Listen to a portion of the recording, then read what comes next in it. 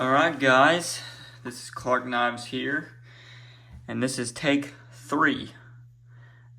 Yes, this is my third attempt at making this video. The first take, I went to make it, I forgot that I had to write all the names down for the challenge, and then I finally wrote them down, started the video up again, and then my phone died. So I think I've got everything good here, and I think we're gonna have a full-on video here. But as you can see, I'm kind of moving on up in the world here. We got, sorry, I'm a little OCD and everything like that, but we got everything kind of organized here. Yeah, as y'all can see, I got all my boxes and tubes and everything, a couple knives set out there and some stickers. I'm, kind of getting into this whole deal here, oh my word, what do you call that? Well, I know moving on up in the world, but being a little bit more sophisticated. There we go. Sophisticated. I got most of these fellers' names wrote down for the challenge that that me and Brother Ryan got going on. If I missed a couple of these names, I really do apologize. Please forgive me. Just comment on this video or the challenge video, and I'll get you accounted for and all that. I'll keep this list and make sure I mark them off who I've given a shout out and not. But yeah. Still just been carrying this in the pocket. No slip, nothing. Got a little bit of scratches on the bolster there. A little bit of scratches. And I do believe we have a little, there you go, you can see it right there. A little dent coming along. Just from me dropping it in my pocket upside down with change and keys and whatnot. As far as bone goes, not all that much. It's starting to become kind of unshiny, I guess you could say, just because it's been, in my hand a little bit there. Saw cut still looks real good. Snap's still real good. There you go. There's them oil spill teeners for you. The oil spill is real good on this side. Then, of course, you got the shiny edge there. Match, strike, pull. No need for that though. No need to go into too much depth. You can go watch my video whenever I first got this thing, and I go into a little bit more depth. But there's a little bit of teener on the back spring there. You can't really see it all that well, but that's just from it sitting in my hand and all that. I think we're 2 days into this challenge. I'm not quite sure just yet. But I'm going to go ahead and show y'all what all I carried in my pocket today, and then kind of show you a couple other things, really. And then I'll get to them shout-outs after the video. Of course, I carried my 77. That's a must, or that's a given for this week challenge. Carried the 77. And then I did carry this here, this old 66. Most of y'all have seen this thing. This is probably one of my most favorite knives ever out of them all, period. I've used this knife quite a bit here. I'll be honest with you, I really don't have too much teeners on it. If there's one knife that I have not forced any patina on whatsoever, like way unintentionally, it's this knife. I don't think I've ever cut any food with this besides like 1 or 2 apples, maybe stuck it into a can of Vienna sausages or Vienny weenies, whatever you're gonna call them. Stuck it in there a couple times on lunch and just, eat them off the knife there. But as far as that goes, it's got a pretty good teener there on the main blade. There you go.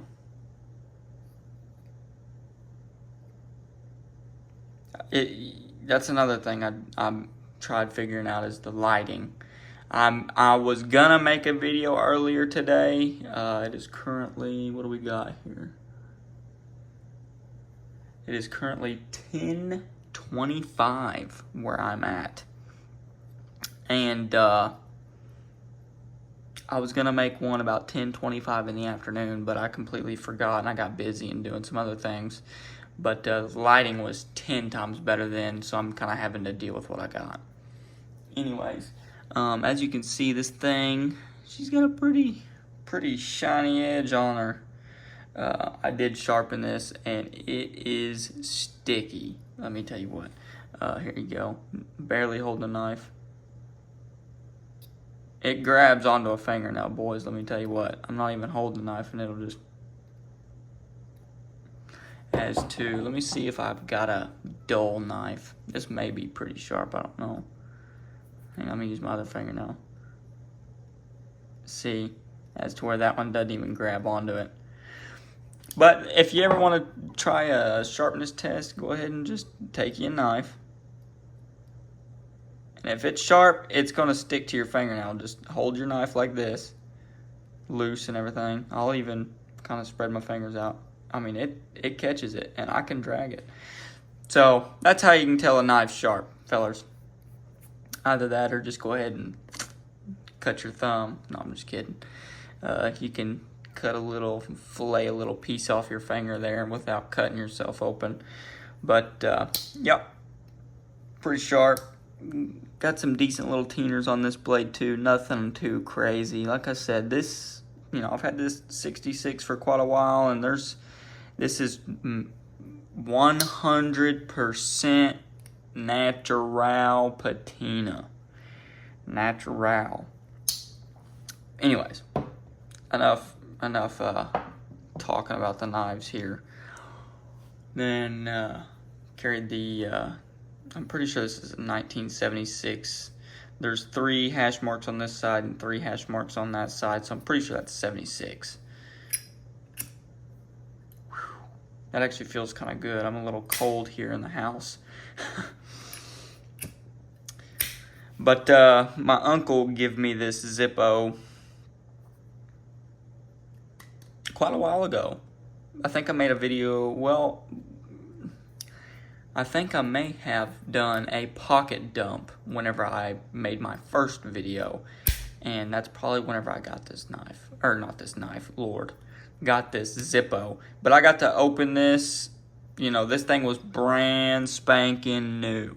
Never been used, never even been struck, never even had fluid in it. It was brand spanking new. 1976. Only been looked at. The eyes only peeped at it. Anyways. But yeah, it's losing a little bit of pop there. It's got all the snap in the world, but oh well. It's no big deal to me. The wick was all dry rotted, and I mean it still kind of is, but it's kind of came back to life after I've used it. And then the flint down there was deteriorated, and I had to take a toothpick and push it out of there. I actually had to push it from that side. But it was all it was powder. I pushed it out and it turned into powder. It was so old. But as far as that goes, that's my Zippo that I carried. And then I got this. I went flea market finding today, and I only found one. Well, fellers, I'm about to go Captain Insano on this stupid phone. Ran out of storage. But anyways, back to the whole thing I was talking about just a second ago. I went to flea market finding today. Oh my word. I went flea market finding today, and I only found one thing that I wanted. I've been looking for one of these for quite a while for a decent price, and I finally found one. And I made a little slip for it, as you can see, a little coin slip. If you have watched quite a few of my videos, y'all know that, I've only made one video on it, but I collect a couple old coins and stuff like that. And this is one of the ones I've been searching for a while. You can get them on eBay, but most of the time they're just outrageous. So I went to a pawn shop. No, I went to a flea market, and then I went to a pawn shop. But I found the coin at the flea market, and I just wanted to see if I could find any more at the pawn shop. So I ended up getting this at a flea market here. And this is a 1911 $50. and it is silver. I see a lot of dudes on like Facebook and stuff. Some fellers carry them like this, and then some guys carry the what are they? I think they're either quarters or full dollars. But I wanted one of these half dollars just because I like the eagle on the back and then the stars in the United States of America, $50. I just think it's really cool. As you can see there, it's kind of got like a, if you can look here, you can see kind of that match strike on the outside of this coin there. Y'all should be able to see it. It's kind of wore off there at the top, and there you go, it's wore off over here. But I just really wanted one of these, so I found one. And yeah, I made a little slip for it. It is silver, as you can tell.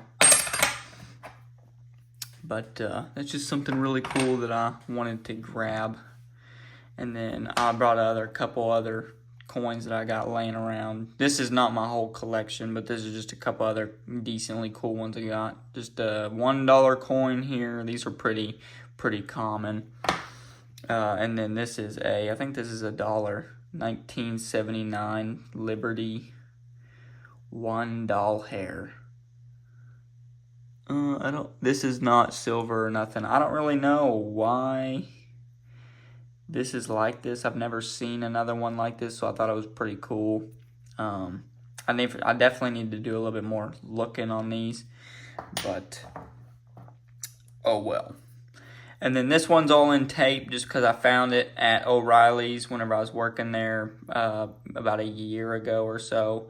I found this one and dropped it. And I was like, well, what in the world? That doesn't sound like a normal quarter. Because I dropped one and then I dropped this one. I was like, what in the world? That doesn't sound normal. And, I collect coins a lot. So I kind of pay attention to that stuff. I go through my drawer and look at it and see if I have any really old ones. Well, anyways, this one is a 1963 silver quarter. And as you can see here, the edge of it is silver. Here, let me show you this other one. You can see there, you've got kind of like your copper-looking brass outside edge, but this one doesn't have that. This one's silver. And another way you can test this is get an ice cube, stick it up to it, and if the silver melts through the ice cube like really fast, it's silver, of course. But yeah, just another cool coin I found. And then here's another $50, 1972. These are pretty normal as well. And then here is a new $50 up against an old $50. And then again, they've got the brass/copper kind of edge here. Yeah, that's 1911 versus 1972. Boy, a lot of things have changed. And then, of course, I've been seeing, who is that? Pocket EDC, that's who it is, Pocket EDC. I've been seeing him do a lot of whittling here recently, and I just kind of threw this thing together just because I missed whittling a little bit. So I just kind of, it's not finished, I kind of got tired of it and just threw it to the side and went to bed or something like that. But I just kind of threw that little spoon together there. Man, as far as that goes, we kind of went through that a little fast. Oh, Fisher Space Pen. I know there was a couple fellers asking about that. And then, of course, my wallet that I made. Y'all have already seen that. All right, now then. We're going to get into these shout-outs here. I'm not going to show y'all the names just because I just wrote it down in the way I know them. And then I've got their knives and stuff. My handwriting's horrible, so here I'll just fiddle with a knife while I talk about who's a part of the challenge here. All right, so Jersey Knife Guy, he said he's going to be carrying a GEC Barlow. So I'm going to link all these guys' channels if they have them in the description. So if you want to, go check them out. And then subscribe. But Jersey Knife Guy said he's going to be carrying a GEC Barlow. And then Peter Friedel, I'm sorry, I'm butchering the last name. He is carrying a Case 63046 or 63046, 63046. Case Whittler, I'm pretty sure it is, in CV. He's on Instagram. He's one of my buddies on Instagram there. And then WV Knife Guy is carrying a GEC 77. So he's carrying a 77 here. And then Mr. JC Mountain Ajar, go check him out. His channel will be linked in the description. But he's carrying a old timer knife. He did a video on it just today, actually, so go check that out. You can see him and his what's he call that, Bus Stop Chronicles, I do believe. Maybe Bus Stop Chronicles, I think so. But yeah, go check his video out. And then of course my main man Ryan, RH Blade and Shade, go check him out. He's doing the challenge as well, but he's carrying a mini trapper. So go check all these fellas out and give them some love. And then, you know, be a part of the challenge if you want to. Carry a knife. Slam it in your pocket with everything else. If you want to know the details on the video, go check out one of my latest videos. I can't remember what episode it was, but it'll say it in the title there. And then Ryan has a video on it too, explaining the details if you like him better. You know, what you have it. So, I hope y'all enjoyed the video. This was kind of a long one.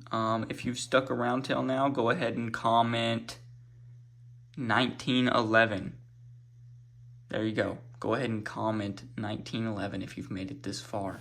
I appreciate every single person on this planet that has subscribed to my channel, you know, commented and liked.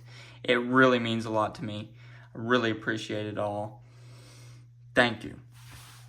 But we're going to go ahead and hop off here, and I will see y'all.